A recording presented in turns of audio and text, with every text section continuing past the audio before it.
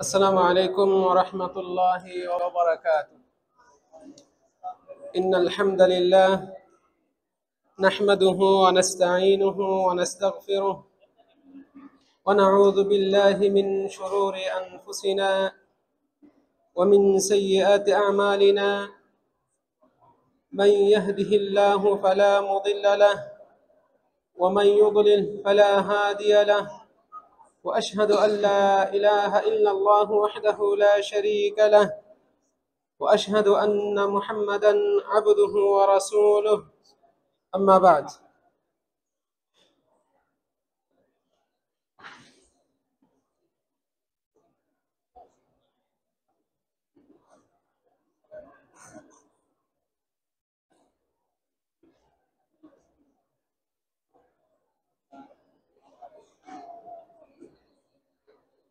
সমস্ত প্রশংসা, সমস্ত গুণগান একমাত্র আল্লাহ সুবহানাহু ওয়া তাআলার জন্য, যার অশেষ মেহেরবানিতে আমরা আজকে মসজিদে নববীতে মাগরিবের সালাত আদায় করার তৌফিক পেয়েছি।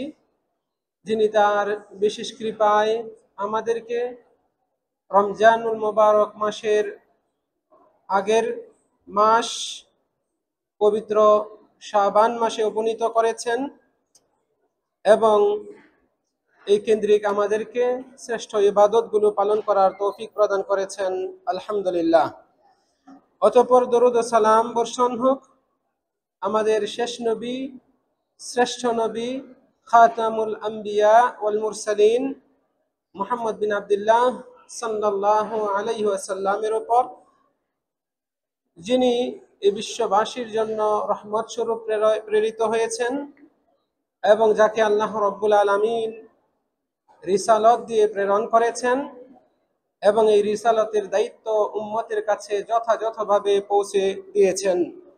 আল্লাহ তাআলা তার উপর, তার পরিবারবর্গ এবং সকল সাহাবীর উপর শান্তি, রহমত ও বরকত নাজিল করুন, আল্লাহুম্মা আমিন। সম্মানিত বাংলা ভাষী মুসলিম বৃন্দ, আল্লাহ রাব্বুল আলামিনের প্রিয় বান্দাগণ, আমরা বর্তমানে শাবান মাসে অবস্থান করছি। আজকে শাবান মাসের 19 তারিখ গত হয়ে গিয়েছে, আর হাতে গোনা কয়েকটি দিন বাকি রয়েছে। এই মাসের গুরুত্ব মুসলিমদের কাছে, মুমিনদের কাছে অপরিসীম।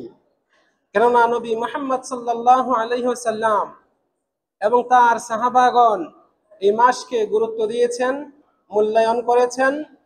রমজান মাস কেন্দ্রিক প্রস্তুতি গ্রহণের জন্য এই মাসকে তারা সুচারুরূপে মূল্যায়ন করেছিলেন। প্রিয় দিনী ভাইরা, এই মাসে মুমিনদের জন্য, মুসলমানদের জন্য কি করণীয়, এই শীর্ষক আমি সংক্ষিপ্ত কিছু কথা আপনাদের সামনে উপস্থাপন করব। ওমা তৌফিকি ইল্লা বিল্লাহ। যদিও গতকালকের আলোচনায় আমরা এই বিষয়ে কিছু জেনেছিলাম, আজকে ইনশাআল্লাহ কিছুটা বিস্তারিত দলিল সহ আপনাদের সামনে এই বিষয়ে আলোচনা পেশ করব। ওমা তৌফিকি ইল্লা বিল্লাহ। প্রিয় দিনী ভাইরা, এই শাবান মাস এটা ইসলামের দৃষ্টিতে অন্যতম গুরুত্বপূর্ণ একটি মাস। এই মাসটিও মুমিন, মুসলমান, ইমানদার, আমলদার, ইবাদত গুজার বান্দাদের জন্য একটি ইবাদতের মৌসুম। সম্মানিত দিনী ভাইরা, এই মাসে আমাদের নবী মুহাম্মদ সাল্লাল্লাহু আলাইহি ওয়াসাল্লাম বিশেষ করে বেশি পরিমাণে নফল সিয়াম পালন করতেন। এই শাবান মাসে আমাদের নবী মুহাম্মদ সাল্লাল্লাহু আলাইহি ওয়াসাল্লাম বিশেষ করে বেশি বেশি সিয়াম পালন করতেন। এছাড়াও অন্যান্য সাধারণ ইবাদত, যা সাধারণভাবে যে কোনো সময় পালন করা যায়, সেগুলো তিনি নিয়মিত পালন করতেন। মা আয়েশা রাদিয়াল্লাহু আনহা হতে বর্ণিত, তিনি বলছেন, কানা রাসূলুল্লাহ সাল্লাল্লাহু আলাইহি ওয়াসাল্লাম ইয়াসুম হাত্তা নাকুল লা ইফতির। রাসূল সাল্লাল্লাহু আলাইহি সাল্লাম এমন ছিলেন যে তিনি রোজা রাখতেন, একাধারে রোজা রেখেই চলতেন। অবশেষে আমরা বলতাম, আমাদের কাছে মনে হতো যে তিনি হয়তো আর রোজা ভাঙবেন না, ছাড়বেন না। ওয়ায়ুফতির হাত্তা নাকুল লা ইয়াসুম। আবার কখনো এমনও হতো যে তিনি ধারাবাহিকভাবে দিনের পর দিন রোজা ভেঙেছেন, স্বাভাবিকভাবে পানাহার করে চলেছেন, রোজা রাখতেন না। আমাদের কাছে মনে হতো যে হয়তো তিনি আর রোজা রাখবেন না, নফল রোজা। তারপরে মা আয়েশা রাদিয়াল্লাহু আনহা বলছেন, ওয়ামা রাআইতু রাসূলুল্লাহ সাল্লাল্লাহু আলাইহি সাল্লাম ইসতাকমালা সিয়ামা শাহরিন ইল্লা রমাদান। আমি রাসূল সাল্লাল্লাহু আলাইহি সাল্লামকে রমজান মাস ছাড়া অন্য কোন মাসে পুরো মাস জুড়ে রোজা রাখতে দেখিনি। ওয়ামা রাআইতুহু আকসারা সিয়ামান মিনহু ফি শাবান।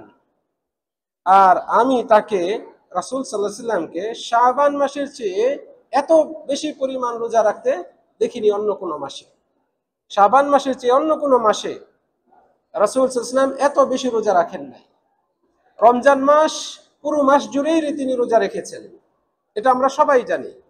রমজান মাসের বাইরে বাকি দিনগুলোতে রাসূলুল্লাহ সাল্লাল্লাহু আলাইহি সাল্লাম শাবান মাসে সবচেয়ে বেশি নফল সিয়াম পালন করতেন। প্রিয় দিনী ভাইয়েরা, এজন্যই আমাদের যারা সালফে সালেহিন ছিলেন তারা এই মাসটিকে মূল্যায়ন করেছেন। এই বর্ণনা থেকে আমাদের কাছে একটা বিষয় স্পষ্ট হয় যে রমজান মাস ছাড়া ধারাবাহিকভাবে কোনো মাসের পুরো মাস জুড়ে রোজা রাখা এটা সুন্নতের খেলাফ। জমহুর আলেমদের মতো এরকম। প্রিয় দিনী ভাইরা, এবং রাসূল সাল্লাল্লাহু আলাইহি সাল্লামও রমজান ছাড়া অন্য কোনো মাস পুরো মাস জুড়ে রোজা রাখেন নাই। এবং শাবান মাস, এই মাসেও তিনি পুরো মাস রোজা রাখেন নাই। যদিও কোনো কোনো বর্ণনায় এরকম এসেছে, কিন্তু বিশুদ্ধ অধিক শক্তিশালী রেওয়ায়াতগুলো থেকে প্রতীয়মান হয় যে রাসূল সাল্লাল্লাহু আলাইহি ওয়াসাল্লাম শাবান মাস, এই মাস পুরোটাই তিনি রোজা রাখেন নাই, তবে অধিকাংশই তিনি রোজা রেখেছেন। এই মতের দিকে বহু আলেম গিয়েছেন এবং তারা এই জাতীয় মতামত ব্যক্ত করেছেন। অনুরূপভাবে সহিহ মুসলিমের আরেকটি হাদিস, যেখানে মা আয়েশা রাদিয়াল্লাহু আনহা বলছেন, মা আলিমতুহু, আমি তাকে জানি না, অর্থাৎ রাসূল সাল্লাল্লাহু আলাইহি ওয়াসাল্লাম সম্পর্কে জানি না, সামা শাহরান কুল্লাহু, তিনি কোনো মাস পুরো মাস জুড়ে রোজা রেখেছেন এরকম আমি জানি না, ইল্লা রমাদান, রমজান মাস ছাড়া। তাহলে স্পষ্ট হয়ে গেল যে শুধুমাত্র রমজান মাস পুরো মাস জুড়ে রাসূল সাল্লাল্লাহু আলাইহি ওয়াসাল্লাম রোজা রেখেছেন, রমজান ব্যতীত অন্য কোনো মাসে, এমনকি শাবান মাসেও তিনি পুরো মাস জুড়ে রোজা রাখেন নাই। আরেকটি বর্ণনায় এসেছে, মা আয়েশা রাদিয়াল্লাহু আনহা বলছেন, মা রাআইতুহু সামা শাহরান কামিলান মুনযু কাদিমাল মাদিনা ইল্লা আন ইয়াকুনা রমাদান। আমি রাসূল সাল্লাল্লাহু আলাইহি ওয়াসাল্লামকে মদিনায় আগমন করার পর, মদিনায় হিজরত করে আসার পর রমজান মাস ছাড়া অন্য কোনো মাস পুরো মাস জুড়ে রোজা রাখতে তাকে দেখিনি। তাহলে একেবারে স্পষ্ট আমাদের কাছে, রমজান মাস এটা পুরো মাসই রোজা রাখার মাস। এই মাস ব্যতীত অন্য কোনো মাসে রাসূল সাল্লাল্লাহু আলাইহি ওয়াসাল্লাম পুরো মাস জুড়ে রোজা রাখেন নাই। 30টা বা 29 দিনে যদি মাস হয়, 29টা রোজা রেখেছেন এরকম বিশুদ্ধ প্রমাণ পাওয়া যায় না। সম্মানিত দিনী ভাইয়েরা, আব্দুল্লাহ বিন আব্বাস রাদিয়াল্লাহু আনহু হতে বর্ণিত, তিনি বলছেন, মা সাওয়ামা রাসূলুল্লাহ সাল্লাল্লাহু আলাইহি ওয়াসাল্লাম শাহরান কামিলান গায়রা রমাদান। রমজান মাস ব্যতীত অন্য কোনো মাসে রাসূল সাল্লাল্লাহু আলাইহি ওয়াসাল্লাম পুরো মাস জুড়ে রোজা রেখেছেন এরকম নয়, অর্থাৎ তিনি পুরো মাস জুড়ে রোজা রাখেন নাই। ইবনে আব্বাস রাদিয়াল্লাহু আনহু তিনি রমজান মাস ব্যতীত অন্য কোনো মাস জুড়ে পুরো মাস রোজা রাখা এটাকে তিনি অপছন্দ করতেন, মাকরুহ মনে করতেন। অতএব আমরাও এর উপর আমল করব। আমাদের সমাজে হতে পারে, সম্ভাবনা রয়েছে, অনেকেই পুরো শাবান মাস জুড়ে রোজা রাখে, এটা সুন্নতের খেলাফ। এজন্যই ইবনে হাজার রাহিমাহুল্লাহ তিনি বলছেন, কানা সিয়ামুহু ফি শাবান তাতাওয়ান আকসারা মিন সিয়ামিহি ফীমা সিওয়া। রাসূল সাল্লাল্লাহু আলাইহি সাল্লাম শাবান মাসে অন্যান্য মাসের চেয়ে অধিক পরিমাণে নফল রোজা রাখতেন। তিনি শাবান মাসের অধিকাংশ সময় বেশিরভাগ দিন রোজা রেখে কাটিয়েছেন। এইভাবে বর্ণনাগুলো আমরা পাই। অতএব আমাদের কাছে স্পষ্ট হলো শাবান মাস এটা সিয়াম সাধনার মাস। শাবান মাস এই মাসের রোজা নফল রোজা। শাবান মাসে আমরা বেশি বেশি রোজা রাখবো, তবে পুরো শাবান মাস আমরা রোজা রাখবো এটা সুন্নতের খেলাফ। অনেকে এটাকে মাকরুহ বলেছেন। যেহেতু রাসূল সাল্লাল্লাহু আলাইহি সাল্লাম এমনটি করেন নাই, আমাদেরকে নবী সাল্লাল্লাহু আলাইহি সাল্লামের অনুসরণে সেভাবে আমল করা উচিত। শাবান মাসে রোজা রাখা কেন এত ফজিলত, কেন এত ফজিলতপূর্ণ, কেন শাবান মাসের রোজা উত্তম? রাসূল সাল্লাল্লাহু আলাইহি সাল্লাম এই মাসে কেন এত বেশি রোজা রেখেছেন, অথচ 12 মাসের মধ্যে রমজান বাদে আরো 11টি মাস রয়েছে। এই 11টি মাসের মধ্যেও আমরা নানান রকমের ইবাদতের মৌসুম পাই। যেমন জিলহজ মাস, জিলহজের প্রথম 10 দিন অত্যন্ত গুরুত্বপূর্ণ একটি মৌসুম। এই জিলহজ মাসেও তিনি রাসূল সাল্লাল্লাহু আলাইহি সাল্লাম এত বেশি রোজা রাখেন নাই। অনুরূপভাবে আমরা জানি মুহররম মাস, এটা অন্যতম ইবাদতের মৌসুম। এই মাসেরও বিশেষ মাহাত্ম্য রয়েছে। এছাড়াও আশহুরুল হুরুম, 4টি হারাম মাস, যে 4টি হারাম মাসকে ইসলামের দৃষ্টিতে মহা গুরুত্ব দেওয়া হয়েছে, এই মাসগুলোতে রাসূল সাল্লাল্লাহু আলাইহি সাল্লাম এত বেশি পরিমাণ রোজা রাখেন নাই যত বেশি নফল রোজা রেখেছেন শাবান মাসে। রাসূল সাল্লাল্লাহু আলাইহি সাল্লাম এই মাসে কেন এত বেশি রোজা রেখেছিলেন এটা স্বয়ং রাসূল সাল্লাল্লাহু আলাইহি সাল্লাম নিজেই বর্ণনা দিয়েছেন।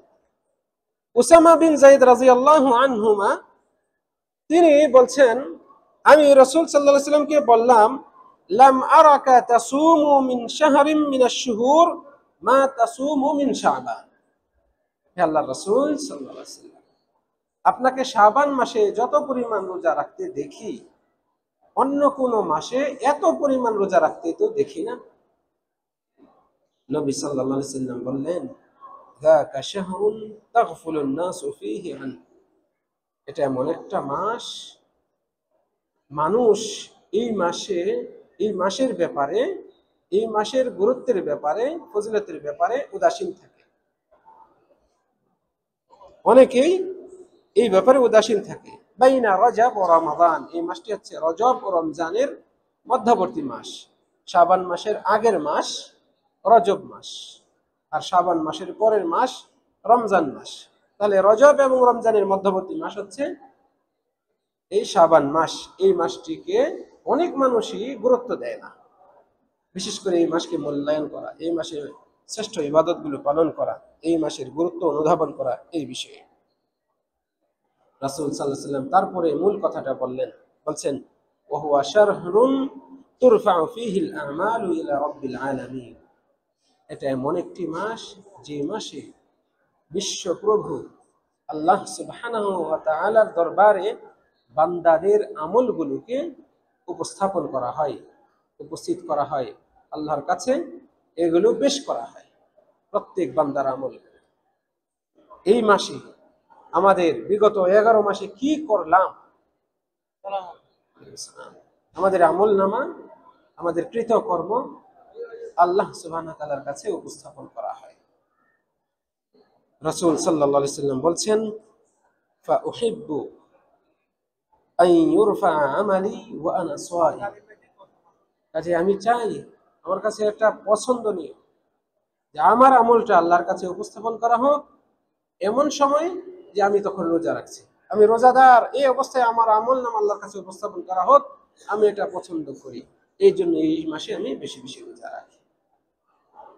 সম্মানিত দিনী ভাইয়েরা, তাহলে এ থেকে এইটার দিকে ইঙ্গিত পাওয়া যায় যে বান্দার আমলনামা যদি আল্লাহ সুবহানাহু ওয়া তাআলার কাছে উপস্থাপন করা হয় এমন অবস্থায় যে সেই বান্দা তখন রোজাদার, তার এই রোজা রাখাটা আর ওই রোজা রাখা অবস্থায় তার আমলনামা আল্লাহর কাছে পেশ হওয়া, এটা মিলে গেলে এটা তার জন্য অবশ্যই কল্যাণের ইঙ্গিত রাখে, এটা তার জন্য সৌভাগ্যের ব্যাপার। আর এই জন্য আমাদের নবীজি সাল্লাল্লাহু আলাইহি সাল্লাম এই আশায় এই শাবান মাসে এত বেশি রোজা রেখেছেন। আরেকটা বর্ণনায় এসেছে কানা আহাব্বুশ শুহুর ইলা কানা আহাব্বাশ শুহুরি ইলা রাসূলিল্লাহ সাল্লাল্লাহু আলাইহি সাল্লাম আন ইয়াসুমাহু শাবান। রাসূল সাল্লাল্লাহু আলাইহি সাল্লামের কাছে মাসগুলোর মধ্যে সবচেয়ে প্রিয় মাস ছিল যে তিনি শাবান মাসে রোজা রাখবেন।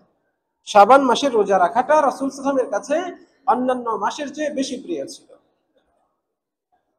এরপরে সুম্মা ইয়াসিলুহু বিরমাদান, তারপরে তিনি রমজানে রোজা রাখা শুরু করবেন, রমজানের সাথে অ্যাডজাস্ট করে নেবেন।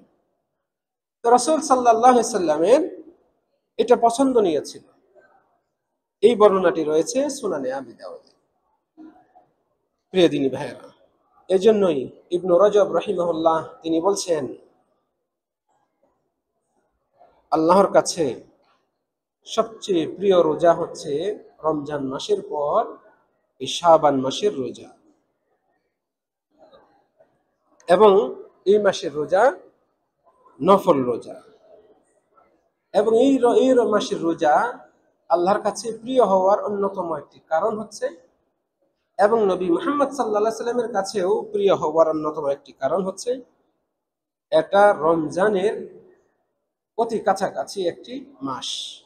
বলে এই সময় যে রোজা রাখা হয় এই রোজাটা রমজানের কাছাকাছি সময়, ফলে যে বস্তু, যে কাজ, যে গুরুত্বপূর্ণ বস্তু বা কাজের কাছাকাছি থাকে সেই বস্তু, সেই ব্যক্তির গুরুত্বও তত বেশি থাকে।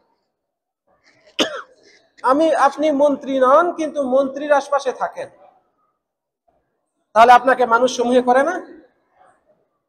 অথচ আপনি তো মন্ত্রী না, আপনি প্রেসিডেন্ট না, কিন্তু আপনি প্রেসিডেন্টের আত্মীয়, তার আশপাশেই থাকেন, অথবা আপনি তার স্নেহভাজন, ফলে আপনাকেও মানুষ সমূহ করে, সম্মান করে। তাহলে যে বিষয়ের, যে জিনিসের গুরুত্ব যত বেশি, তার আশপাশে যে জিনিসটা থাকে তারও গুরুত্ব বেড়ে যায়।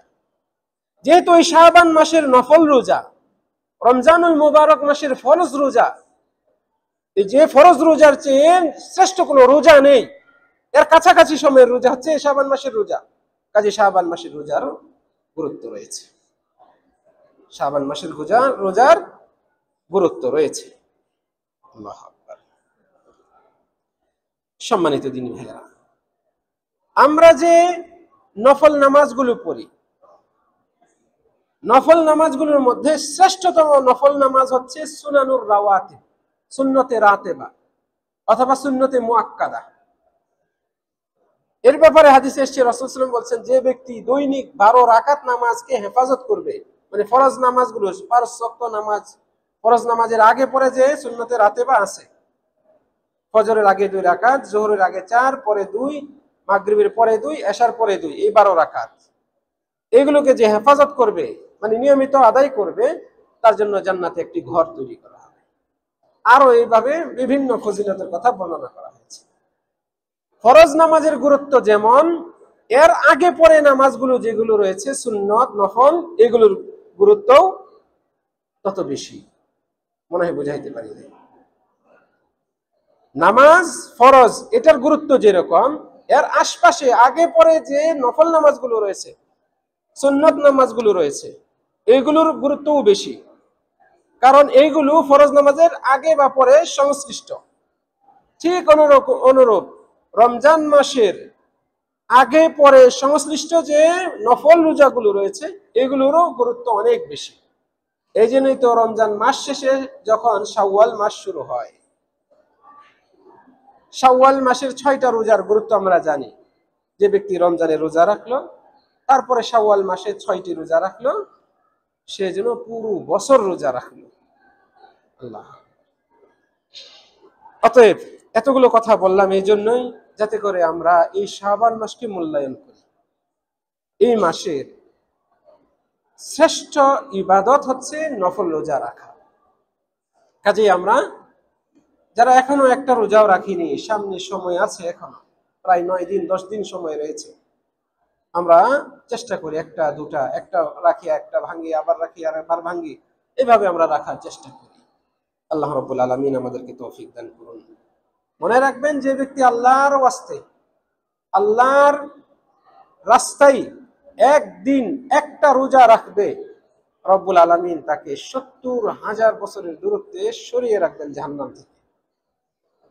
জাহান্নাম থেকে সে 70 বছরের দূরত্বে থাকবে, আল্লাহ রাব্বুল আলামিন তাকে হেফাজত করে রাখবেন এই একটা নফল রোজার বিনিময়ে।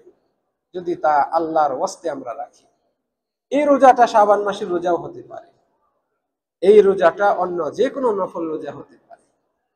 কাজেই আপনি আল্লাহর কাছে আশা রেখে, আল্লাহর সন্তুষ্টির আশায়, আল্লাহর বিশাল সওয়াব পাওয়ার আশায়, আল্লাহর জন্যই আপনি আমরা রোজা রাখি। আল্লাহ তাআলা আমাদেরকে তৌফিক দান করুন।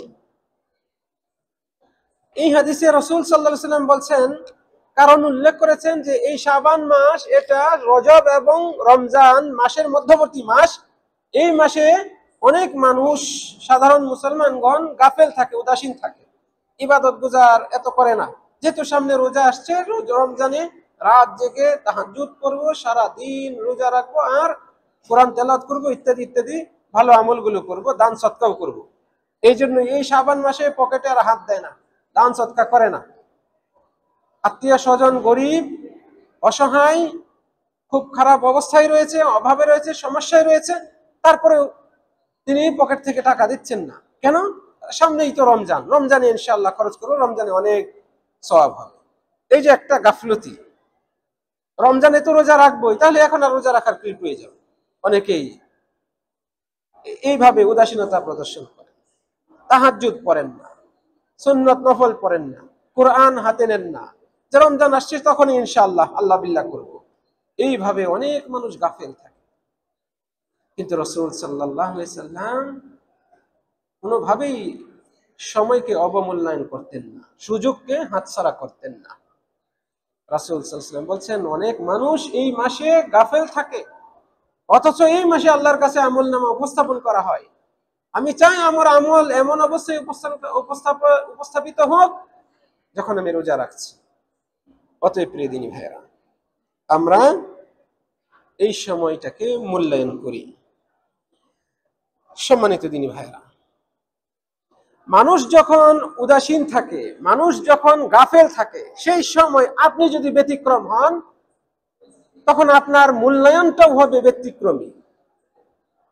যখন স্রোত একদিকে যায়, সবাই সেদিকেই যাচ্ছে, আপনি যখন স্রোতের উল্টো আসবেন, সবার নজর আপনার দিকে পড়বে, ফোকাসটা আপনার উপর আসবে। আপনি যদি স্রোতের বিপরীতে এসে সফল হতে পারেন, তখন আপনার কৃতকার্যের বিষয়টি সারা দুনিয়ায় আলোচিত হবে, সারা দেশ জুড়ে আলোচিত হবে। ঠিক অনুরূপভাবে মানুষ যখন এই মাসে গাফেল থাকে, আপনি এই গাফলতির স্রোতে গা না ভাসিয়ে আপনি রোজা রাখছেন, আপনি নামাজ পড়ছেন, আপনি কোরআন তেলাওয়াত করছেন, আপনি দান সদকা এবং অন্যান্য সৎ আমল জারি রেখেছেন, স্রোতের বিপরীতে থেকে আপনি এই সৎ কাজগুলো করছেন। মনে রাখবেন, আপনার এই ইবাদতটি অন্যান্য সাধারণ সময়ে ইবাদত করার চেয়ে বেশি গুরুত্বপূর্ণ, আল্লাহর কাছে বেশি প্রিয়। যে বিষয়ে যত পরিশ্রম ও কষ্ট হয়, যে আমলে যত বেশি পরিশ্রম ও কষ্ট হয়, সেই আমলের ফজিলত তত বেশি। মানুষ যখন গাফেল থাকে, তখন নিজেকে ব্যতিক্রমী করে ইবাদতে অভ্যস্ত রাখা এটা কঠিন। আপনি এক রুমে থাকেন, 5 জন 10 জন আপনার রুমমেট, সবাই ঘুমায়, সবাই ঘুমায়, কেউ তাহাজ্জুদ পড়ে না। আপনার ভিতরে অলসতা কাজ করবে, শয়তান বেশি আপনাকে ওয়াসওয়াসা দিবে, আরে সবাই ঘুমাচ্ছে, তোমার কি দরকার ওঠার, ওরাও ভালো আছে তো, ওরা তাহাজ্জুদ না পড়ে ভালোই আছে। আপনাকে এইভাবে কুমন্ত্রণা দিবে, আপনি তারপরেও শয়তানকে পরাস্ত করে আপনি উঠে গেলেন, তাহাজ্জুদ পড়লেন। অফিস থেকে এসেছেন, শরীরটা ক্লান্ত, দুপুরে খেয়েছেন, লাঞ্চ করার পরে গাটা একেবারে অবশ হয়ে আসছে, ক্লান্ত, পরিশ্রান্ত, দুর্বল হয়ে গিয়েছে, আসরের আজান হয়ে গেল, বন্ধুরা শুয়ে আছে, ঘুমিয়ে আছে, আপনি আল্লাহর ভয়ে, আল্লাহর কাছ থেকে সওয়াব পাওয়ার আশায়, কষ্ট হওয়া সত্ত্বেও শরীরটা টানতেছে না, মনটা টানতেছে না, তারপরে আপনার ইমানের তাকাজার কারণে আপনি বিছানা ছেড়ে চলে আসলেন মসজিদে, আপনি কি মনে করেন আপনার এই ছাড় আল্লাহ তাআলা দেখেন না? আপনি যে ত্যাগ স্বীকার করলেন, এটাকে আল্লাহ তাআলা দেখবেন না? আপনার এটার সওয়াব অনেক অনেক বেশি হবে, যেহেতু আপনি অনেক কষ্ট সহ্য করে আপনি এসেছেন। এই জন্যই যে আমলের পরিশ্রম যত বেশি, কষ্ট যত বেশি, যে আমল পালনে বাধা বিপত্তি যত বেশি সামনে পড়ে, এইগুলো ডিঙ্গিয়ে যে ব্যক্তি সেই আমলটা পালন করে, সেই আমলের সওয়াব তত বেশি হয়। তাহলে এই শাবান মাসে অনেক মানুষ রোজা রাখে না, অনেকেই আর অন্যান্য ইবাদতগুলো করে না, রমজান আসছে তখনই করব এই নিয়তে, তখন আপনি ওই ধারণায় না গিয়ে, ওই ফাঁদে পা না দিয়ে আপনি উল্টো এই সময় রোজা রাখছেন, তাহলে অবশ্যই আপনার এই রোজা আল্লাহ সুবহানাহু ওয়া তাআলার কাছে অধিক প্রিয়। প্রিয় দিনী ভাইরা, এখানে আরো উল্লেখ্য যে মানুষ গাফেল থাকে, আর ওই সময় রোজা রাখার ফজিলত কেন এত বেশি? কারণ এই সময় যে রোজা রাখে, তার এই রোজা রাখায় বা তার এই ইবাদতে রিয়া থাকে না, রিয়া থাকে না, কারণ সে আল্লাহর জন্যই করছে। এই ইবাদত আল্লাহর জন্যই হয়। যখন কেউ করছে না, তখন আপনি করছেন, তখন আপনার ঈমান শক্তিশালী, এটা তার প্রমাণ বহন করে। প্রিয় দিনী ভাইরা, অনুরূপ ভাবে এই সময়ে আমাদেরকে আরেকটি বিষয়ে খেয়াল রাখতে হবে। আমরা যে নফল রোজা রাখি, আমরা চেষ্টা করব এই নফল রোজাগুলোকে যত সম্ভব গোপন রাখার।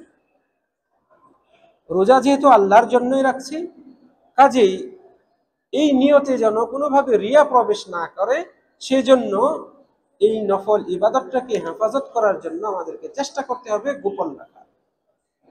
শুনে আশ্চর্য হবেন, আমাদের সালফে সালিহিনদের মধ্যে অনেকেই এমন ছিলেন, সারা বছর জুড়ে রোজা রাখতেন, নিয়মিত নফল রোজা রাখতেন, এমনকি তার পরিবার, স্ত্রীও জানত। বছরে নিয়মিত এমন কিছু কিছু রোজা রাখতেন, ঘরের লোকজন তারাও জানতেন না। ঘর থেকে বের হতেন, খাবার নিয়ে বের হতেন, রুটি নিয়ে বের হতেন, পানি নিয়ে বের হতেন, ফল ফ্রুট নিয়ে বের হতেন। বাসার স্ত্রী বা অন্যান্য সদস্যরা জানতো যে সে হয়তো কাজে গিয়ে, অফিসে গিয়ে খাবে, অথবা বাহিরে গিয়ে খাবে, দোকানে গিয়ে খাবে, তিনি সাথে করে নিয়ে গিয়েছেন, রাস্তায় গিয়ে কোনো গরিব মিসকিনকে দেখে সেটা দিয়ে দিয়েছেন। কেন দিয়ে দিয়েছেন? কারণ তিনি রোজা রেখেছেন। আল্লাহু আকবার। এইভাবে তারা গোপন রাখতেন, নিজের আমলগুলোকে গোপন রাখার চেষ্টা করতেন। অনেক মনীষী রয়েছেন যারা সারাদিন রোজা রাখতেন, রোজা রাখার ফলে চেহারা মলিন হয়ে যায়, ঠোঁট শুকিয়ে যায়, চেহারা দেখেই বোঝা যায় যে সে ক্ষুধার্ত, খায় নাই, সারাদিন ব্যাপী খায় নাই। মানুষ যেন না বুঝতে পারে তিনি অভুক্ত আছেন, তিনি না খেয়ে আছেন, রোজা রেখেছেন। এই জন্য তিনি শরীরে ক্রিম মাখাতেন, চেহারায় ক্রিম মাখাতেন, তেল মাখাতেন, তেল মালিশ করতেন, যাতে তাকে সতেজ দেখায়। উদ্দেশ্য হচ্ছে তিনি যে রোজা রাখছেন এটা মানুষের কাছে প্রচার না করা, মানুষকে না জানানো। যার উদ্দেশ্যে রাখছেন তিনি জানলেই যথেষ্ট। এটাকে বলা হয় ইখলাস। তারা এইভাবে আল্লাহর সন্তুষ্টির জন্য ইবাদতগুলো করতেন। রব্বুল আলামিন আমাদেরকে তৌফিক দান করুন। প্রিয় দিনী ভাইয়েরা, এই জন্য সালফে সালিহিনগণ এই বিষয়টি পছন্দ করতেন। যারা নফল রোজা রাখে তারা যেন এমন কিছু করে যার মাধ্যমে রোজা রাখার যে প্রভাব চেহারায়, শরীরে প্রকাশ পায়, এটাকে যেন ঢেকে রাখতে পারেন। এই হিসেবে তারা পরামর্শ দিতেন, বলতেন ইযা আসবাহতুম সিয়ামান, তোমরা যখন রোজা রেখে সকালে উপনীত হবে, ফাসবিহু মুদ্দাহিনিন, তাহলে তোমরা সকালে চেহারায় শরীরে কিছু মালিশ করো, যাতে করে তোমাদেরকে একদম পরিপাটি সতেজ দেখায়। এইভাবে তারা পরামর্শ দিতেন। কাতাদা রাদিয়াল্লাহু রাহিমাহুল্লাহ তিনি বলছেন, ইউস্তাহাব্বু লিস-সাইমি আন ইয়াদাহিনা হাত্তা তাযহাবা আনহু গাবরাতুস সিয়াম। যে ব্যক্তি রোজা রাখে তার জন্য এটা মুস্তাহাব, এটা ভালো যে সে তেল মালিশ করবে, যাতে করে তার শরীর থেকে, তার চেহারা থেকে রোজা রাখার যে মলিনতা এটা যেন দূর হয়ে যায়। এইভাবে তারা পরামর্শ দিতেন। প্রিয় দিনী ভাইয়েরা, রব্বুল আলামিনের কাছে কামনা করি রব্বুল আলামিন আমাদেরকে যাবতীয় শ্রেষ্ঠ আমলগুলো তার এই সন্তুষ্টির নিমিত্তে পালন করার তৌফিক দান করুন।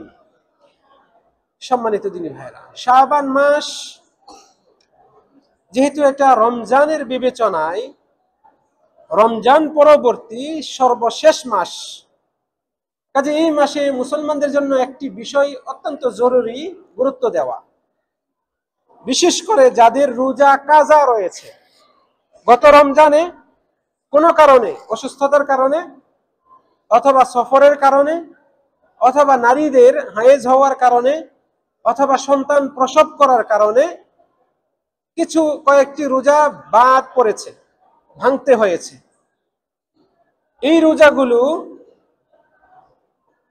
সারা বছরের যে কোনো সময় কাজা করে নেওয়া এটা জায়েজ, আমাদের জন্য অনুমতি রয়েছে। তবে অধিক নিরাপদ হলো যত দ্রুত সম্ভব, যেহেতু এগুলো ফরজ রোজা, এগুলো জিম্মায় রয়ে গিয়েছে এবং থাকবে, সুযোগ থাকলে এগুলো কাজা আদায় করে নেওয়া। তদুপরি কোনো ব্যক্তি যদি কোনো ওজরের কারণে বিগত এই 10 মাস যাবৎ এই রোজাগুলো কাজা আদায় করতে পারেনি, নারী হোক অথবা পুরুষ হোক, তার জন্য এখন সর্বশেষ সুযোগ, এখনই সেই ভাঙ্গা রোজাগুলোকে কাজা করে নেওয়া। শাবান মাস এটা অতিক্রম হয়ে যাবে, আবার আরেকটি রোজা চলে আসবে, অথচ গত রোজার রমজানের কিছু রোজা তার উপর বাকি রয়েছে। এমনটি হওয়া ইসলামের দৃষ্টিতে কোনো ব্যক্তি, কোনো মুমিনের জন্য উচিত নয়। অনেকে এটাকে গুনাহের বলেছেন, মাকরুহ বলেছেন। কাজে ঈশ্বরী উজর ছাড়া এই রমজানের রোজা, গত রমজানের ভাঙ্গা রোজা এখনো বাকি রাখা, এমনকি রমজান পরবর্তী রমজান চলে এসেছে এই পর্যন্ত, এটা উচিত নয়। সম্মানিত দিনী ভাইয়েরা, কাজে আমাদেরকে এই যে সামনে রোজা শুরু হওয়ার আগেই গত রমজানের ভাঙ্গা রোজাগুলো কাজা করে নিতে হবে। আপনার হয়তো রোজা ভঙ্গ হয়নি, আপনি পুরোটাই রেখেছেন, আলহামদুলিল্লাহ। হতে পারে আপনার স্ত্রীর 4টা-5টা রোজা ভঙ্গ হয়েছে, সে কাজা করেছে কিনা খোঁজ নিন। আপনার মেয়ের হয়তো কয়েকটা রোজা ভাঙ্গা পড়েছে, অথবা আপনার ভাইয়ের হয়তো রোজা কয়েকটা ভঙ্গ পড়েছে, কারণ সেই রমজানে, গত রমজানে সে অসুস্থ ছিল, হাসপাতালে ভর্তি ছিল, রোজা ভেঙ্গেছে, অথবা সফরে গিয়েছিল, রোজা ভেঙ্গেছে।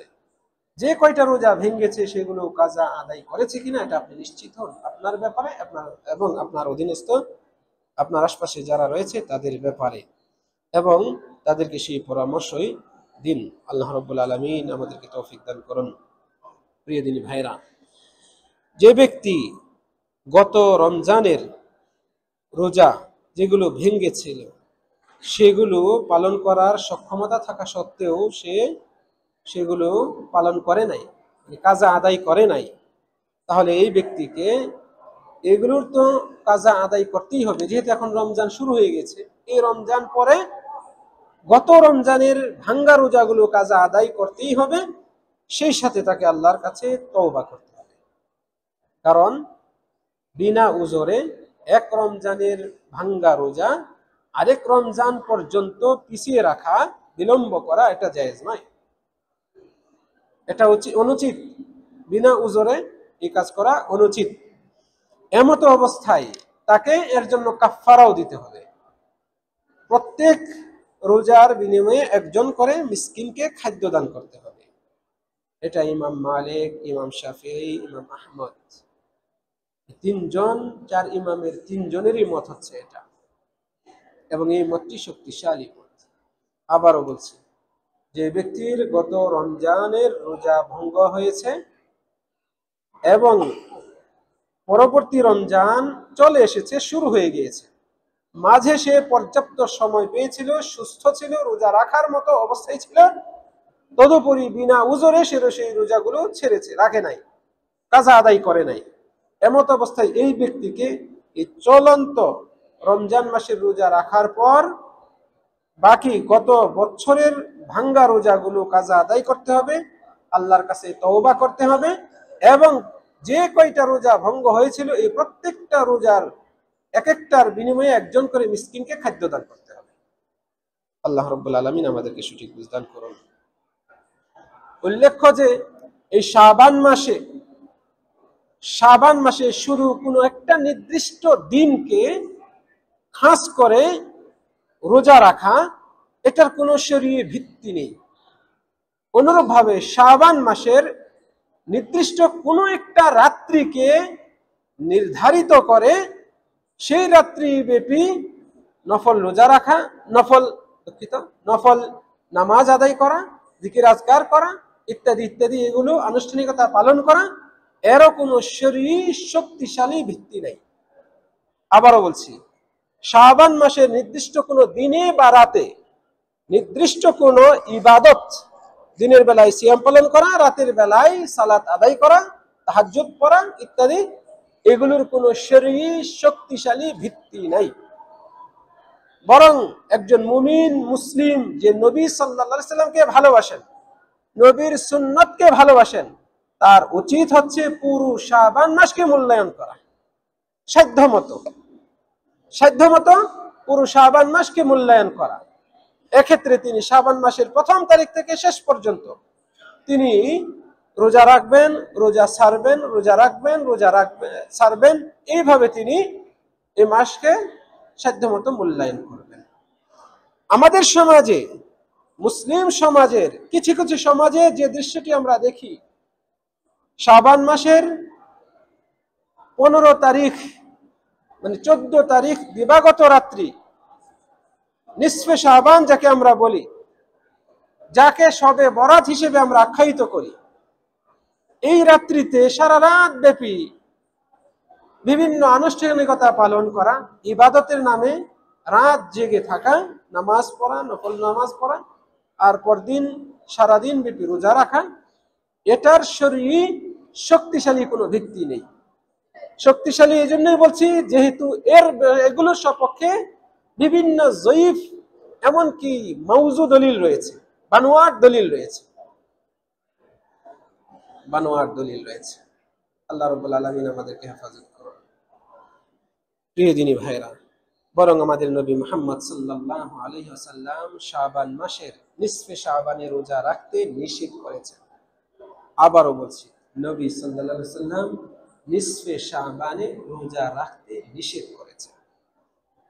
আবু দাউদের হাদিস এবং বিশুদ্ধ হাদিস, আবু হুরায়রা রাদিয়াল্লাহু আনহু থেকে বর্ণিত, রাসূল সাল্লাল্লাহু আলাইহি ওয়াসাল্লাম বলেছেন, ইদান তাসাফা শাবান, যখন শাবান নিসফ হয়ে যায়, অর্ধেক হয়ে যায়, ফালা তাসুমু, তখন তোমরা রোজা রেখো না। প্রিয় দিনী ভাইরা, রোজা রাখার পক্ষে যে দলিলগুলো রয়েছে এগুলোর অধিকাংশই মাউজু দলিল, আর বাকিগুলো প্রত্যেকটাই জয়ীফ, কোনোটাই বিশুদ্ধ হাদিস দ্বারা প্রমাণিত না। বিশেষ করে এই রাত্রিতে রাত জাগরণ করে নামাজ আদায় করার ব্যাপারে একটা বিশুদ্ধ রেওয়ায়েত হিসেবে পাওয়া যায় না। এই রেওয়ায়েতগুলোর মধ্যে অন্যতম হচ্ছে আলী বিন আবি তালেব রাদিয়াল্লাহু আনহু হতে বর্ণিত, এবং এই রেওয়ায়েতটি বিখ্যাত। যারা এই রাত্রিকে মূল্যায়ন করেন, রাত্রি জেগে ইবাদত করেন, তাদের মধ্যে এটা একেবারে বিখ্যাত মাশহুর একটি রেওয়ায়েত দলিল। এই হাদিসে এসছে যে ইযা কানাত লাইলাতুন নিসফি মিন শাবান, যদিও নিসফে শাবান গত হয়ে গিয়েছে আমাদের এখানে, কিন্তু আমাদের জানা দরকার। জ্ঞান থাকলে ব্যক্তির উপকারই হবে, অপকার হবে না। এই জন্যই আলোচনা করছি যে যখন নিসফে শাবান এর রাত্রি আসবে, তখন তোমরা এর রাত্রিতে জাগরণ করো এবং দিনের বেলায় রোজা রাখো। কেননা আল্লাহ রাব্বুল আলামিন এই দিন সূর্য ডোবার সাথে সাথে দুনিয়ার আকাশে চলে আসে। তারপরে বলতে থাকেন, কে আছো আমার কাছে ক্ষমা চাইবে, আমি তাকে ক্ষমা করব। কে আছো আমার কাছে রিজিক চাইবে, আমি তাকে রিজিক দিব। কে আছো বিপদগ্রস্ত, আমি তাকে উদ্ধার করব। এইভাবে আল্লাহ রাব্বুল আলামিন বলতে থাকেন ফজর হওয়া পর্যন্ত। সম্মানিত দিনী ভাইয়েরা, এই রিওয়ায়াতটি একেবারে বানোয়াট, মওযু বর্ণনা, একেবারে মওযু বর্ণনা। এই রিওয়ায়াতে একজন রাবী রয়েছেন আবু বকর বিন আবি সাবরা। তিনি হাদিস বানিয়ে বর্ণনা করতেন। রাসূল সাল্লাল্লাহু আলাইহি সাল্লামের নামে হাদিস তৈরি করে মানুষের মাঝে প্রচার করতেন, অথচ রাসূল সাল্লাল্লাহু আলাইহি সাল্লাম বলেন নাই। রাসূলের নামে এটা অপবাদ দেওয়া, আরো আশ্চর্য হবে। বরং এই অর্থে বিশুদ্ধ মুতাওয়াতির হাদিস রয়েছে যা একেবারে আমলযোগ্য। সেই হাদিস আলী রাদিয়াল্লাহু আনহু, আবু হুরায়রা রাদিয়াল্লাহু আনহু সহ আরো অসংখ্য সাহাবীদের দ্বারা বর্ণিত মুতাওয়াতির হাদিস। সেই হাদিসের ভাষ্য হচ্ছে যে আমাদের রব ইয়ানজিলু রাব্বুনা তাবারাকা ওয়া তাআলা কুল্লা লাইলাতিন ইলা সামাইদ দুনিয়া। আমাদের রব প্রত্যেক দিন দুনিয়ার এই আকাশে নেমে আসেন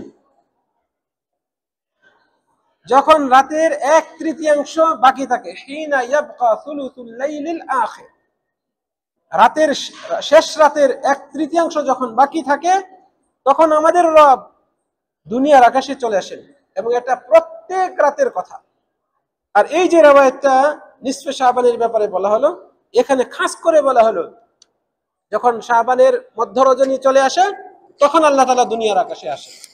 অথচ এই রিওয়ায়াতটি মাউযু বানোয়াট একটি বর্ণনা। আর মুতাওয়াতির বর্ণনা থেকে প্রমাণ পাওয়া যায় যে আমাদের রব প্রত্যেক রাত্রিতে দুনিয়ার আকাশে চলে আসে।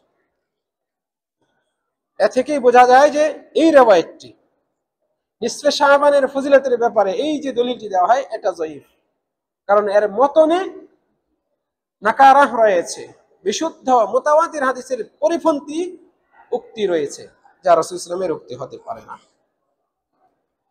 আল্লাহ রাব্বুল আলামিন প্রত্যেক রাত্রের শেষ তৃতীয়াংশে দুনিয়ার আকাশে চলে আসেন এবং সেম এই কথাই বলতে থাকেন, আলা মুস্তাগফির, কোন ক্ষমা প্রার্থী কি আছে যে আমার কাছে ক্ষমা চাইবে, আমি তাকে ক্ষমা করব? কোন বিপদগ্রস্ত কি আছে যে আমার কাছে উদ্ধার চাইবে, আমি তাকে উদ্ধার করব? এইভাবে ফজর হওয়া পর্যন্ত আল্লাহ তাআলা বলতে থাকেন। প্রিয় দিনী ভাইয়েরা, এই জন্যই ইসলামের বড় বড় যারা মনীষী ছিলেন তারা এই রিওয়ায়াত সহ এই জাতীয় রিওয়ায়াতগুলোকে মওযু বলেছে। তাদের মধ্যে অন্যতম শাইখুল ইসলাম ইবনে তাইমিয়া রাহিমাহুল্লাহ, তিনি বলছেন তাখসিসুল ইয়াউম আল মুওয়াফিক লিন-নিসফি মিন শাবান বিস-সাওমি ফামাকরুহুন লা দালিল আলাইহি। কাজেই নিসফে শাবান যেই দিন হয় এই দিনটিকে রোজা রাখার মাধ্যমে পালন করা, নির্দিষ্ট করা, এটা মাকরুহ, এর সপক্ষে দলিল নাই। আপনি আগে পরে রোজা রাখেন নাই কিন্তু এই দিনে রোজা রাখছেন, এটা আপনার জন্য মাকরুহ। কিন্তু আপনি শাবান মাসের শুরুর দিক থেকে রোজা রেখেছেন, আগেও রোজা রেখেছেন, আপনি আজকে রাখবেন, আগামীকালকে রাখবেন, এটা 14 তারিখ দিবাগত রাত্রি অর্থাৎ 15ই শাবান দিনের সাথে মিলে গেল, তাতে আপনার কোনো সমস্যা নেই, কারণ আপনি আগেও রেখেছেন, রেখে আসছেন, আপনার ধারাবাহিক রোজার সাথে এটা মিলে গিয়েছে, তাতে কোনো সমস্যা নেই। কিন্তু যে ব্যক্তি আগে রাখে নাই, পরেও রাখে না, আগে রাখতে অভ্যস্ত না, সে শুধু এই দিনটিকে খাস করে রোজা রাখবে, সে মূলত বিদআতে জড়িত হচ্ছে। অনুরূপভাবে শেখুল ইসলাম ইবনে তাইমিয়া রাহিমাহুল্লাহ এর বক্তব্য হচ্ছে এটা। অনুরূপভাবে শেখ বিন বাজ রাহিমাহুল্লাহ তিনিও বলছেন, মিনাল বিদআ আল্লাতী আহদাসাহা বা'যুন নাস, কিছু মানুষ যে বিদআতগুলো চালু করে নিয়েছে এগুলোর অন্যতম হচ্ছে বিদআতুল ইহতিফাল বিলাইলাতিন নিসফি মিন শাবান, নিসফে শাবান এর রাত্রিকে উদযাপন করা বিভিন্নভাবে। শবে বরাত আমরা যাকে বলি, এই রাত্রিকে পালন করা, এটাও অন্যতম বিদআত। ওয়া তাখসিসু ইয়াউমিহা বিসিয়াম, এবং এর দিনটিকে রোজা রাখার মাধ্যমে নির্ধারণ করা। ওয়ালাইসা আলা যালিকা দলিল, এর সপক্ষে কোনো দলিল নেই। ইয়াজুজুল ইতিমাদু আলাইহি, যে দলিলের উপর ইতিমাদ নির্ভর করা যায়, এমন নির্ভরযোগ্য দলিল নেই।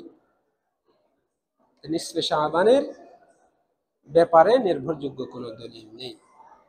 আমরা অনেকেই জানি যে শেখ আলবানী রাহিমাহুল্লাহ এই ব্যাপারে একটি হাদিসকে হাসান বলেছেন। প্রিয় দিন ভাইরা, সেই হাদিসটি হচ্ছে যে ইন্নাল্লাহ তাআলা লা ইয়াত্তালিউ ফি লাইলাতিন নিসফি মিন শাবান, নিশ্চয়ই আল্লাহ তাআলা নিসফে শাবানের রাত্রিতে উকি দেন। ফায়াগফিরু লিজামিই খালকিহি, তিনি তার সৃষ্টির সকলকে ক্ষমা করে দেন। ইল্লা লিমুশরিকিন আও মুশাহিনিন, মুশরিক অথবা হিংসুক ব্যক্তি ছাড়া আল্লাহ সবাইকে ক্ষমা করে দেন। এই রিওয়ায়াতটিকে ইমাম আলবানী হাসান বলেছেন। তাও আরো অন্যান্য এই প্রসঙ্গে যে রিওয়ায়াতগুলো এসছে, যেগুলো যঈফ, দুর্বল রিওয়ায়াত, এগুলোর ভিত্তিতে ইমাম আলবানী এটাকে হাসান বলেছেন। কিন্তু প্রকৃতপক্ষে এই রিওয়ায়াতটি যঈফ রিওয়ায়াত। এই রিওয়ায়াতটি যঈফ, এর মধ্যে বেশ কয়েকটি ত্রুটি রয়েছে। তার মধ্যে এক নাম্বার হচ্ছে, এই রিওয়ায়াতে একজন রাবী রয়েছেন ওয়ালিদ বিন মুসলিম। মুহাদ্দিসিনদের কাছে, সকল মুহাদ্দিসিনের কাছে এটা স্পষ্ট যে এই রাবী হচ্ছে মুদাল্লিস রাবী। মুদাল্লিস হয়তো আপনারা বুঝবেন না, এটা একটা আরবি পরিভাষা, মুস্তালাহুল হাদিস যারা পড়েছেন তারা জানবেন। এটা একটা দোষ যে কোনো রাবী সে কার কাছ থেকে বর্ণনা করেছে সেটা উল্লেখ না করে অন্য আরেকজনের নাম উল্লেখ করে। কারণ যার কাছ থেকে বর্ণনা করেছে তার মধ্যে এমন ত্রুটি রয়েছে যেটা তার নামটা প্রকাশ পেলে সবাই জেনে যাবে, ফলে তার এই রিওয়ায়াতটা নিবে না কেউ। অর্থাৎ শিক্ষকের দোষ গোপন রাখা। ফলে এটার বিভিন্ন ধরন রয়েছে। শিক্ষকের নাম একটা, উল্লেখ করছে তার কোনো উপাধি বা তার কোনো কর্মের দিকে ইঙ্গিত করে, যাতে করে মানুষ তাকে চিনতে না পারে। কারণ সে যে নামে পরিচিত ওটা উল্লেখ করলে তো সবাই জেনে যাবে। এভাবে আরো বিভিন্ন সিস্টেমে নিজের শিক্ষককে গোপন রাখা, তাদলিস করা, আরো অন্যান্য দিক থেকে দোষ গোপন রাখা। এক কথায় সনদ বা মতনের দোষ গোপন রাখা, এই দোষে দুষ্ট অন্যতম প্রসিদ্ধ একজন রাবী হচ্ছেন ইনি ওয়ালিদ বিন মুসলিম। অনুরূপভাবে এই হাদিসে আরেকজন রাবী রয়েছেন আব্দুল্লাহ বিন লাহিয়া, তিনিও মাশহুর যঈফ হিসেবে, যঈফ রাবী, দুর্বল রাবী। আরেকটা ত্রুটি হচ্ছে এই হাদিসের সনদে, এখানে ইনকিতা রয়েছে, বিচ্ছিন্নতা রয়েছে। সনদ, রাসূল সাল্লাল্লাহু আলাইহি ওয়াসাল্লামের কাছ থেকে সাহাবী শুনেছেন, সাহাবীর কাছ থেকে তাবিঈ শুনেছেন, তাবিঈর কাছ থেকে তাবিঈ শুনেছেন, তার কাছ থেকে উমুকে শুনেছেন, তার কাছ থেকে উমুকে শুনেছেন। এই যে ধারাবাহিকতা, পরম্পরা, সনদ বা সূত্র, এই সূত্রের মাঝখানে এক জায়গায় একজন নাই, গ্যাপ, এটাকে বলা হয় ইনকিতা। অমুকের কাছ থেকে বর্ণনা করেছে, অথচ উনি তাকে দেখেন নাই, তার সাথে তার সাক্ষাৎ হয় নাই, সাক্ষাৎ হওয়ার সম্ভাবনা নাই। দুইজনের দুই যুগ, দুইজনের দুই দেশ, ইনি এর দেশে যান নাই, উনি ওর দেশে আসেন নাই। তাহলে বোঝা যাবে যে এদের মধ্যে আরেকজন ভাইয়া আছে, সেই ভাইয়াটা উল্লেখ নাই। তার মানে এখানে একটা ত্রুটি ঢুকে গেল, এটাকে বলা হয় ইনকিতা, বিচ্ছিন্ন। সনদে বিচ্ছিন্নতা রয়েছে, এটাও হাদিস যঈফ হওয়ার অন্যতম কারণ। কত সূক্ষ্মভাবে হাদিসগুলোকে যাচাই বাছাই করা হয়েছে, চিন্তা করে দেখুন। বিশ্বনবী মুহাম্মদ সাল্লাল্লাহু আলাইহি সাল্লামের নামে আপনি একটা কথা বলবেন, এটা কি যাচাই বাছাই করবে না হাদিস বিশারদরা? আল্লাহ, মুক্তিযুদ্ধ, আমাদের দেশের মুক্তিযুদ্ধ কয়েকশো বছর আগের ঘটনা, একেবারে কিছুদিন আগের, কয়েক বছর, অর্ধ শতাব্দী, এতেই কত রকমের মতামত আমরা দেখতে পাই। যারা মুক্তিযুদ্ধে অংশগ্রহণ করেছেন, জীবিত রয়েছেন অনেক, হাজারেরও অধিক, হাজার এখনো মুক্তিযোদ্ধা জীবিত রয়েছেন, তবুও তাদের মধ্যে ইতিহাস বর্ণনার ক্ষেত্রে বৈপরীত্য দেখা যায়। তাহলে যেই ধর্ম ইসলাম সারা বিশ্বের জন্য যেই ধর্মের বিরোধী বাকি সব ধর্মের অনুসারীরা, যারা সবসময় এই ধর্মকে কলুষিত করতে চক্রান্ত করে যাচ্ছে, তারা কতটা সচেষ্ট ছিল এই ধর্মের বিভিন্ন বিষয় সঠিক তথ্যগুলোকে বিচ্যুত করার জন্য, যাতে করে মুসলমানগণ সঠিকটা না পায়, বিভ্রান্ত হয়, বিভক্ত হয়ে যায়। তারা তো এই চেষ্টা করেছে, করবে, এটাই তো স্বাভাবিক। আর এই জন্যই মুহাদ্দিসিনগণ নবী মুহাম্মদ সাল্লাল্লাহু আলাইহি সাল্লামের প্রকৃত বাণী হাদিস এগুলোকে আলাদা করার জন্য নীতিমালা তৈরি করেছেন, স্বচ্ছ নীতিমালা। আর সেই নীতিমালার আলোকেই তারা স্পষ্ট করেছেন এটা সহিহ, মানে এটা আসলেই রাসূল সাল্লাল্লাহু আলাইহি সাল্লামের কথা, রাসূল সাল্লাল্লাহু আলাইহি সাল্লামের সুন্নাত। এটা জয়ীফ, এটা রাসূলের কথা নয়, এর মধ্যে বিস্তর সন্দেহ রয়েছে, এটা মাউজু, এটা একেবারে স্পষ্ট রাসূলের নামে মিথ্যা অপবাদ। এইভাবে তারা স্পষ্ট করে দিয়েছে। আল্লাহ, সম্মানিত দিনী ভাইরা, তাহলে এই হাদিসে এই জাতীয় ত্রুটি রয়েছে। এই জন্যই অন্যান্য নির্ভরযোগ্য আলেমগণ বলেছেন এটাও আমলযোগ্য না। তদুপরি যদি আমরা ধরে নিই যে এটা সহিহ, ইমাম আলবানী রাহিমাহুল্লাহ তিনি এটাকে হাসান বলেছেন, তাও তবুও এই হাদিস থেকে প্রমাণ পাওয়া যায় না যে এই রাত্রিতে আমরা রাত জেগে ইবাদত করব আর দিনের বেলায় রোজা রাখবো, এই প্রমাণ পাওয়া যায় না। আবারও বলছি, এই প্রমাণ এই হাদিস থেকে পাওয়া যায় না। কারণ হাদিসে কি বলা হয়েছে? নিশ্চয়ই আল্লাহ তাআলা নিসফে শাবানে দুনিয়ায় উকিলেন এবং তার সকল বান্দাদেরকে ক্ষমা করেন, মুশরিক আর হিংসুক ব্যতীত। তাহলে আপনি এখানে রাত জেগে তাহাজ্জুদ পড়তে হবে, এর প্রমাণ কোথায় পেলেন? দিনের বেলায় রোজা রাখতে হবে, এর প্রমাণ কোথায় পেলেন? বুঝাইতে পারি নাই মনে। এই জন্যই আলেমগণ এই ব্যাপারে আমাদেরকে সতর্ক করেছে। প্রিয় দিনী ভাইয়েরা, আমরা দিন পালন করব কোরআন ও সুন্নাহের আলোকে। মন গড়া আমল করলে, আবেগ নিয়ে আমল করলে সেই আমল আল্লাহর কাছে পৌঁছবে না। আল্লাহর কাছে আমল গ্রহণযোগ্যতা পাওয়ার জন্য শর্ত, যা গতকালকের সংক্ষিপ্ত আলোচনায় বলেছিলাম, দুইটা। আল্লাহর জন্য করতে হবে, নবীর তরিকা অনুপাতে করতে হবে। আপনি শুধু আল্লাহর জন্য করলেন, নবীর তরিকা ছাড়লেন, কোনো লাভ নেই সেই আমল দিয়ে, কোনো লাভ নেই। গতকালকেও বলেছি, আবারও বলছি, আল্লাহর জন্যই আপনি রোজা রাখছেন, আল্লাহর জন্যই আপনি তাহাজ্জুদ পড়ছেন, কিন্তু নবীর তরিকায় আপনি করেন নাই, সুন্নত মানেন নাই, কোনো লাভ নাই আপনার ওই ইবাদত।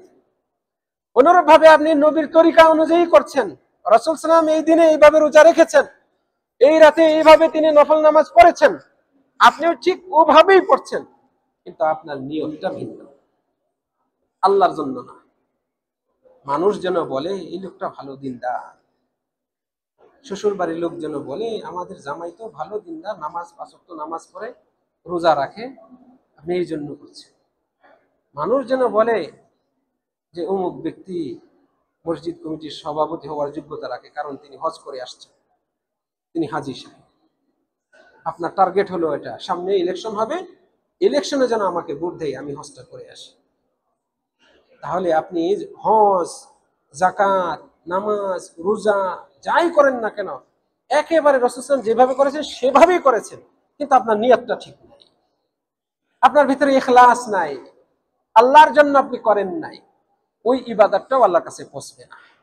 তাহলে আপনার ইবাদতে এই দুইটা জিনিস থাকতে হবে, আল্লাহর জন্য হইতে হবে লিল্লাহ, অনুরূপ ভাবে রাসূল সাল্লাল্লাহু আলাইহি ওয়াসাল্লামের তরিকায় এই আমলটা, ওই ইবাদতটা পালন করতে হবে। এই দুইয়ের সমন্বয়ে আমল করবেন, তা আপনি পাস, আপনি সফল, আল্লাহর কাছে আপনার গ্রহণযোগ্যতা চলে আসবে।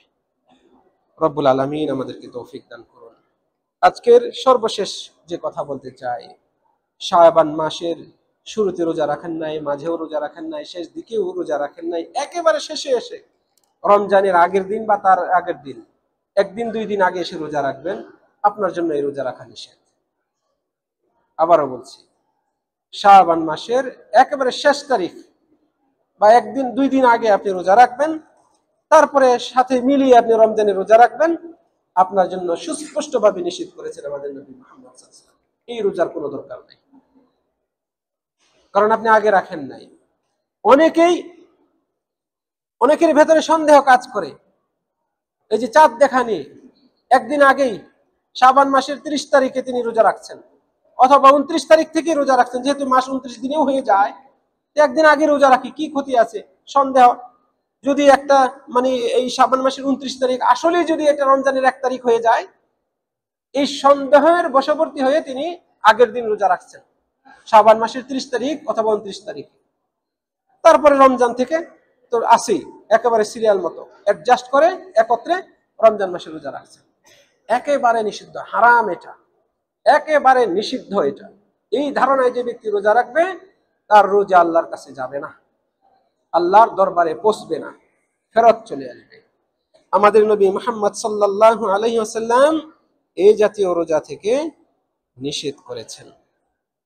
রাসূল সাল্লাল্লাহু আলাইহি সাল্লাম বলেছেন, লা তাকাদ্দামু রমাদানা বিয়াউমিন আও বিয়াউমাইন, তোমরা রমজানের একদিন বা 2 দিন আগে রোজা রেখো না। ইল্লা মান কানা ইয়াসুমু সাওমান ফালইয়াসুম, তবে যে নিয়মিত রোজা রাখে, নিয়মিত রোজা স্বাভাবিক রোজা রেখে আসছে, সে যদি রাখতে চায় সে রাখতে পারবে। বুঝাইতে পেরেছি আশা করি। মনে করেন উদাহরণস্বরূপ আপনি সোমবারে রোজা রাখেন, বৃহস্পতিবারে রোজা রাখেন, সপ্তাহে 2 দিন, বিশেষ এই 2 দিনে রোজা রাখার ফজিলত আছে না নাই? আমরা অনেকেই জানি। এই 2 দিনেও আল্লাহ রাব্বুল আলামিনের কাছে আমল উপস্থাপন করা হয় এবং রাসূল সাল্লাল্লাহু আলাইহি ওয়াসাল্লাম তার আমল আল্লাহর কাছে রোজা রাখা অবস্থায় উপস্থাপন করা হোক এটা পছন্দ করতেন। এই জন্য তিনি এই 2 দিনে রোজা রাখতেন। তা আপনি সোমবার, আজকে রবিবার, আগামীকালকে সোমবার, তারপর দিন রমজান মাস, রমজানের 1 তারিখ, তাহলে আপনি আগামীকালকে রোজা রাখতে পারেন, কারণ আপনি সোমবারে রোজা রাখায় অভ্যস্ত। এতে করে শাবানের 30 তারিখ বা 29 তারিখ হোক, রমজানের 1 দিন আগে বা 2 দিন আগে হোক, তাতে কোনো সমস্যা নেই। অথবা আপনি শাবান মাসে নিয়মিত রোজা রেখে আসছেন, আপনার ইচ্ছা শেষ দিন পর্যন্ত আপনি রাখবেন, কোনো সমস্যা নেই, আপনার জন্য কোনো মানা নেই। কিন্তু যে আগে রাখে নাই, এখন এই রমজানের আগের দিন, শাবানের শেষ দিন এসে রাখবে, তার জন্য এটা নিষেধ। ইসলাম কখনোই আবেগকে প্রশ্রয় দেয় না। দিনের ব্যাপারে কখনোই আবেগ দিয়ে আমল করবেন আর এটা আল্লাহর কাছে পছন্দ হয়ে যাবে, এটা আল্লাহ তাআলা পছন্দ করেন।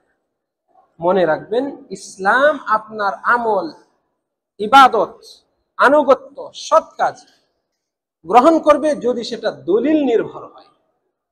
আবেগ দিয়ে আপনি যদি মাগরিবের নামাজ 4 রাকাত পড়েন, ফরজ নামাজ 1 রাকাত তো বেশি পড়লেন, আল্লাহর জন্যই পড়লেন, আল্লাহ তাআলা কিন্তু গ্রহণ করবেন না। আপনি তো খারাপ কিছু করেন নাই, হরে রাম হরে কৃষ্ণ এগুলোও তো করেন নাই, অথবা অন্যান্য আরো কি খারাপ কিছু গান বাজনা এগুলোও তো করেন নাই। আল্লাহ আমাদেরকে হেফাজত করুন। খারাপ কিছু করেন নাই, আপনি নামাজই পড়লেন, সূরা ফাতিহা পড়লেন, রুকু সেজদায় গিয়ে জিকির আজকার করলেন, দোয়া পড়লেন, ভালো কাজই করলেন, কিন্তু আল্লাহ তাআলা সেটা কবুল করবেন না। আল্লাহ তাআলা এটা কবুল করবেন না। কেন করবেন না? কারণ এটা আপনি আবেগ দিয়ে করেছেন, কারণ এটা আপনি দলিল বহির্ভূত করেছেন। অতএব এই ইবাদত আল্লাহর কাছে পৌঁছবে না। আপনাকে আমাকে অবশ্যই সতর্ক করতে হবে। আল্লাহ রাব্বুল আলামিন আমাদেরকে তৌফিক দান করুন। সম্মানিত দিনী ভাইয়েরা, রমজানের শেষে 1 দিন বা 2 দিন আগে রোজা রাখার কয়েকটা অবস্থা রয়েছে। একটা অবস্থা যেমন একটু আগে বললাম, সন্দেহের বশবর্তী হয়ে অনেকে রাখেন যে না 1 দিন 2 দিন আগে থেকে শুরু করি, যাতে করে আমার রমজানের একটা রোজাও বাদ না পড়ে, তাহলে এটা একেবারে নিষিদ্ধ, এটা হারাম। আরেকটা হচ্ছে কোনো ব্যক্তি নজর মেনেছে আর এই নজর পূরণ করানোর্থে তাকে 29 তারিখ বা 30 তারিখে রোজা রাখতে হচ্ছে, এটা অধিকাংশ আলেম বলেছেন কোনো সমস্যা নেই। আরেকটা হচ্ছে যে সাধারণ নিয়তে সে ব্যক্তি নফল রোজা রাখবে, অনেকে এটাকে মাকরুহ বলেছে। আগে রোজা রাখে নাই, শেষে এসে সাধারণভাবে সে রাখতে চাচ্ছে নফল রোজা, রমজানের আগের দিন এই হিসেবে না, এমনিতে রাখতে চাচ্ছে, এটাকেও অনেক আলেমই মাকরুহ বলেছেন। কেননা রাসূল সাল্লাল্লাহু আলাইহি ওয়াসাল্লাম রমজানের 1 দিন বা 2 দিন আগে রোজা রাখতে নিষেধ করেছেন এই দলিলের ভিত্তিতে। অতএব আমরা সতর্ক হই এবং নবী মুহাম্মদ সাল্লাল্লাহু আলাইহি ওয়াসাল্লামের সুন্নতকে অগ্রাধিকার দিই, বিদআতকে পরিহার করি, রব্বুল আলামিনের সন্তুষ্টি অর্জনের লক্ষ্যেই তারই জন্য আমরা যাবতীয় ইবাদত পালন করি। রব্বুল আলামিন আমাদের সকলকে কবুল করুন। প্রিয় দিনী ভাইরা, আগামীকালকেও মসজিদে নববীর ঠিক এই জায়গায় কোরআন ও সুন্নাহর আলোকে বিষয়ভিত্তিক আলোচনা পেশ করা হবে। আপনারা নিজেরা আসবেন, অন্যদেরকে সাথে নিয়ে আসবেন এবং এই খবরটি, এখানে বাংলা ভাষায় বয়ান পেশ করা হয়, এই খবরটি আপনারা আমাদের মুসলিম ভাইদের কাছে পৌঁছে দিবেন। এই কামনা রেখে আজকের সংক্ষিপ্ত আলোচনা শেষ করছি। أقول قولي هذا وأستغفر الله لي ولكم ولسائر المسلمين من كل ذنب فاستغفروه إنه هو الغفور الرحيم. السلام عليكم ورحمة الله وبركاته.